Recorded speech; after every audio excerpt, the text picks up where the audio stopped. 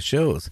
But back in early 2000s, me and a friend of mine, who was a medical doctor, he just got done doing his internship.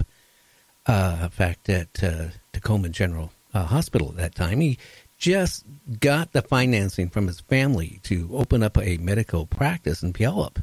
And I'm not going to tell you his name. That's giving too much information right now.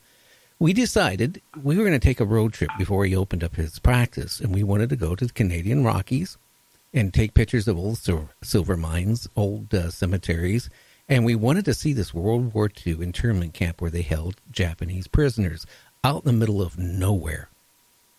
And we drove there, and, we were stupid. We didn't even have bear spray or anything.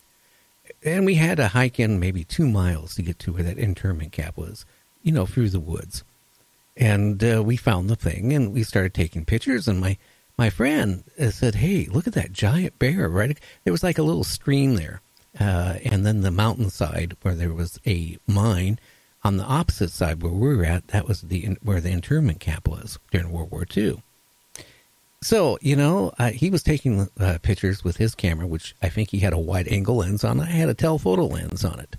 And okay, I'm going to take a picture of this bear. Well, I took my camera and I looked at the bear, and that's when I realized that is not a bear.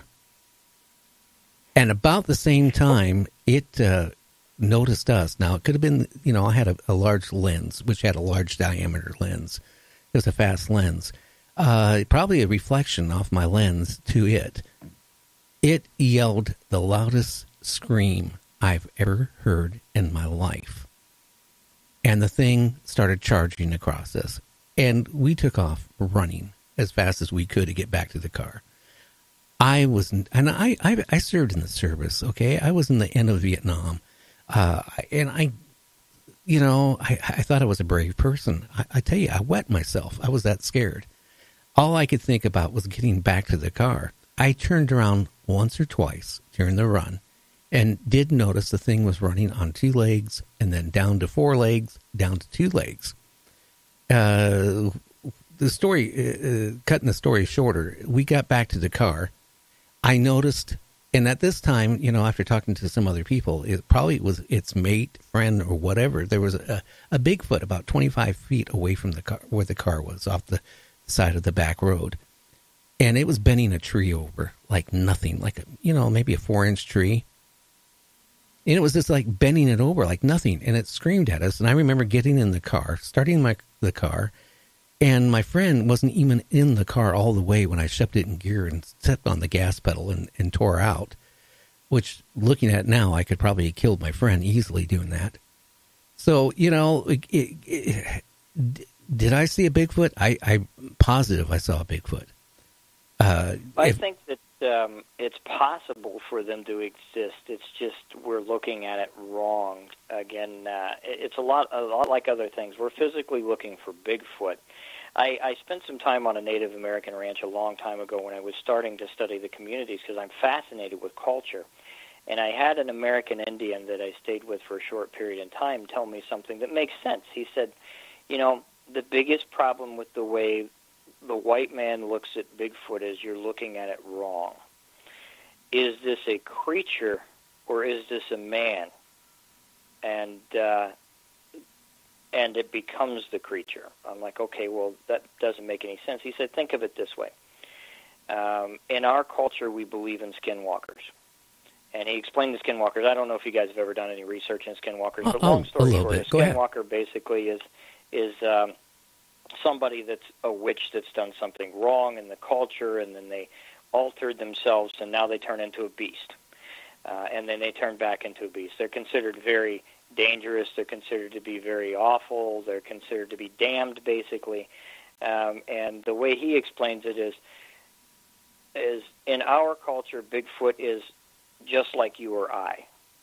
Now, they've walked among us before, and they've shown themselves properly, but what's to say that they're not as human as you and I as well, which is why you can't see them. Okay, well, that would make sense. Maybe they alter themselves a little bit. I don't know. There's all kinds of different theories that are out there. There's all kinds of different things that are out there. What I do know is I haven't physically seen one. I've heard the legends. I've seen some unusual things here in Ohio that could explain that there are some strange things out there. But I think we're looking in the wrong way. We're looking for tracks. We're trying to mimic the noises. We're trying to mimic things. And if you think about it, if you didn't want to be seen or heard, would you respond to somebody if they just talked to you like you and I are talking? I don't think that's going to happen. And I'm going to say one thing. In the situation where we were at that time, we weren't looking for, anything other than taking pictures of the silver mine and the old internment camp or whatever was left of it. We ran into the thing purely by accident out in the middle of nowhere. I mean, there was no anything for miles around. We're talking at least 15, 20 miles away. That's how far out we were at that place up in the Canadian Rockies. That's why they built the prison camp there for if prisoners run away, where are they going to go? And it was purely accidental. That's why some people will post things up on Facebook. They're going out looking for a Bigfoot, and they're going on a trail that hundreds of people a day walk on, thinking they're going to find a Bigfoot on that trail. Or they look and say these sticks are put together. Well, that was done by a Bigfoot. My feeling is that I ran into a Bigfoot along with my friend because we were out in the middle of nowhere. We weren't expecting anything, and it didn't expect us, and there was our encounter, 1 in a million. But after I aired my show, I don't know if you ever heard of Ed Romans, but if you lived in Canada, he's like a #1 folk singer of Canada. And he heard my show. Next thing I know, his agent's calling me up, and Ed wants to be on my show. And we talked for a good hour before, I brought him on. He had the same type of encounter about where he lived. He went out with his dog out in the woods. He lives in the farming country, but there's a forest right there. And he was hiking or walking on a path that hardly anybody ever goes on. And he said about 1,000 feet in front of him, he saw a Bigfoot. It saw him. His dog freaked out and took off running. And the next thing he said, he's taking off. And he's turning around, and the thing is running on 2 legs, 4 legs, 2 legs, 4 legs. And it followed him, he said, for maybe like about a quarter of a mile. And then the last time he turned around, it was gone. But again, a rare unidentified species, it could be very easily to do it. If you think about it, the populace would be very, very small. Much like in southern Africa in the rainforest, the white ape was considered to be a myth. Well, there's only roughly about 32, I think, 25 to 32 actual physical white apes, and it took them almost 80 years to find that group of white apes because a cryptozoologist and a zoologist decided that they wanted to follow a lead. Bigfoot could be the same way. Maybe they are an isolated species. They don't like to spend time around each other, and there's only a handful of them truly out there. If that's the case, well, they're going to isolate themselves to the deep Rockies. They're going to isolate themselves to the deep icy mountains. They're going to be hard to find. And people going out looking for them in a national park that people go into every day, well, you're probably not going to find anything but a myth. That or what they think they want to find. My thing is, I get these people on my show, and they're telling me that the Bigfoot are warm and friendly and caring. Well, I'll tell you, the situation I saw, I'll be honest with you. I mean, I've been in a lot of firefights in my life, okay? And I'm telling you right now, if I wouldn't have took off running, and we wouldn't have took off running like we did, if we would have stood our ground, I wouldn't be talking to you now. I'm sure it would have got violent. Because also, one part I left off, my wife, just before we went on this trip, bought a brand new car. She was so happy. She saved up for it. She picked out her own car without any of my influence. But she knew my vehicle, she felt it wouldn't make that long a trip, from Washington State up to the Canadian Rockies and all around. So she was nice enough to say, hey, take my car.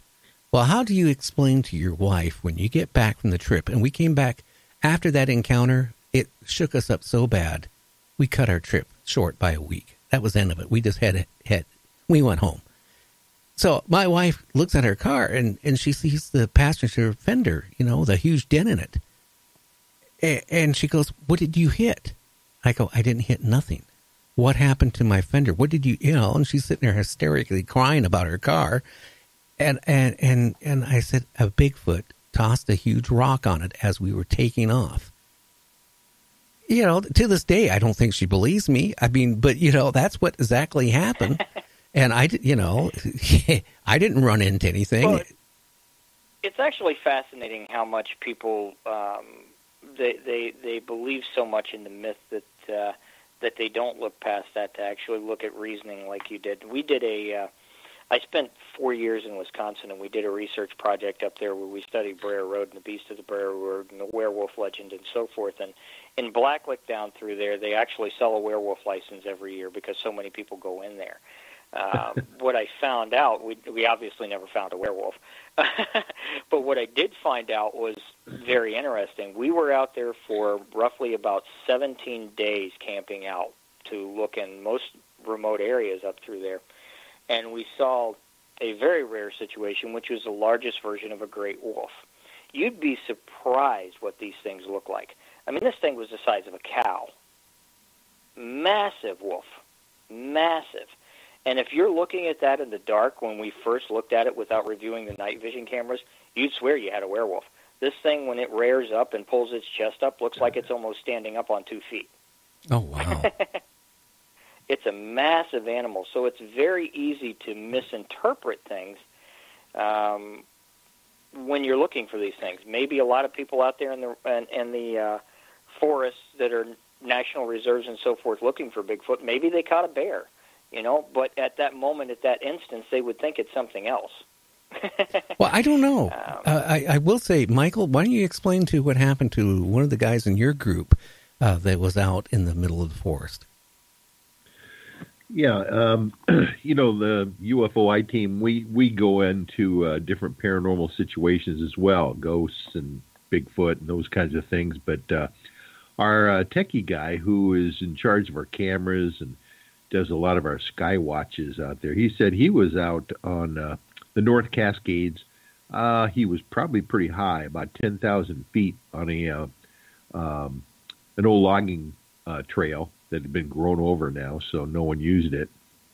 And he was out there by himself, and he's just walking down the path, and he gets this, I've heard this before. People say they get this feeling, this trepidation. My friend on the UFO team calls it the heebie-jeebies. He feels something in his gut. There's something's not right. And then he says off to the right of the path that he's walking along comes a basketball-sized boulder across the entire path at about, probably 15 feet in height. And it goes across the path and knocks over 2 or 3 major, probably 12-inch in diameter trees, pine trees on the left-hand side of the trail. He thought initially that there's got to be a rock fall coming down for some mountain or something, although he didn't hear the rock rolling, down the hill. So he kind of just kept it to himself and decided to just go on a few farther. But then he actually had some softball-sized boulders coming across the road right in front of him that got his attention. He decided he was going to go back on something like that. But he swears there's just no way that there was a rock fall coming down the mountain and or any animal in that neck of the woods anyway could have thrown those kind of boulders, down the hill. That's just someone that I know, about this situation. But, Gary, I wouldn't want Chris to get away here without asking him if he's ever had a UFO sighting himself or somebody that you know. Yes, I've had several. Being in Ohio and being close to Wright-Patterson Air Force Base, you can't help but to have a few. We grew up actually physically seeing a lot of strange and unusual things in the sky. Now, working with the Department of Defense for a short period in time, I understood eventually that some of that is explainable. I can't get into details there. But some of it still hasn't explained. When I was 19 years old, outside of my own home, actually sitting on an old VW at the time, with a friend of mine, we had a time-lapse experience for a short period in time.